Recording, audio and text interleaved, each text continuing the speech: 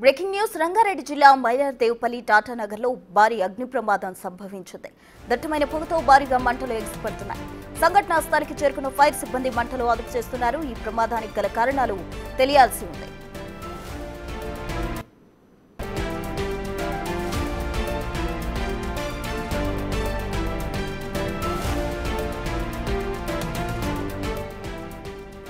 రంగారెడ్డి జిల్లా మైలార్దేవుపల్లి టాటానగర్లో భారీ అగ్ని ప్రమాదం సంభవించింది. దట్టమైన పొగతో భారీగా మంటలు ఎగిసిపడుతున్నాయి. సంఘటనా స్థలికి చేరుకున్న ఫైర్ సిబ్బంది మంటలు అదుపు చేస్తూ ఉన్నారు. ఈ ప్రమాదానికి గల కారణాలు తెలియాల్సి ఉంది.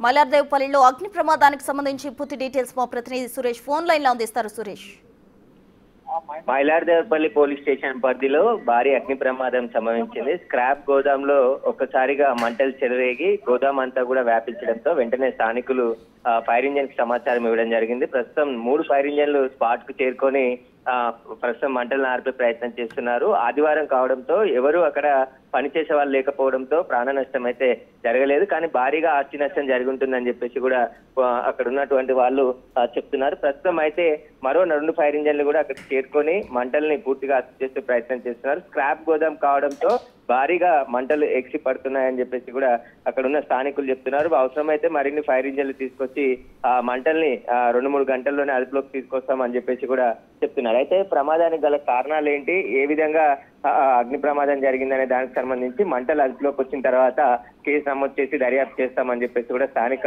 పోలీసులు చెప్తున్నారు. ఆదివారం కావడంతో అక్కడ ఎవరూ లేకపోవడంతో భారీ ప్రమాదం తప్పింది. కానీ ఆస్తి నష్టం పెద్ద ఎత్తున ఉండే అవకాశం ఉందని చెప్పేసి కూడా స్క్రాప్ గోదాం యజమాని చెప్తున్నారు. సురేష్, అయితే ఇప్పటికే అక్కడ మంటలు అవి గమనించినట్లయితే పొగ దట్టంగా ఆరుముకున్న పరిస్థితి, అదంతా అదుపు చేయడానికి ఎంత సమయం పట్టొచ్చు?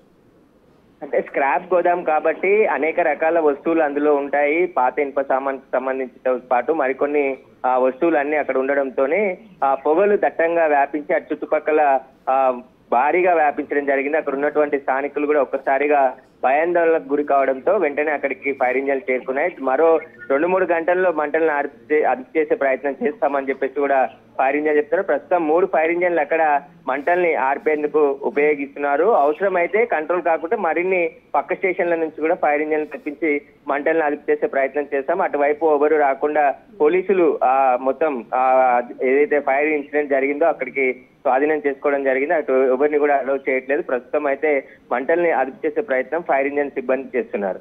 సురేష్, ఆస్తి నష్టానికి సంబంధించి ప్రాథమిక అంచనా ఏమైనా ఉందా? అంటే ప్రమాదం జరిగిన తర్వాత వెంటనే పోలీసులు ఫైర్ సంబంధించిన ఫైర్ ఇంజన్స్ సిబ్బంది అక్కడికి చేరుకొని మొత్తం మంటలను ఆర్పే దాని మీదనే ఫస్ట్ కాన్సన్ట్రేషన్ చేస్తారు.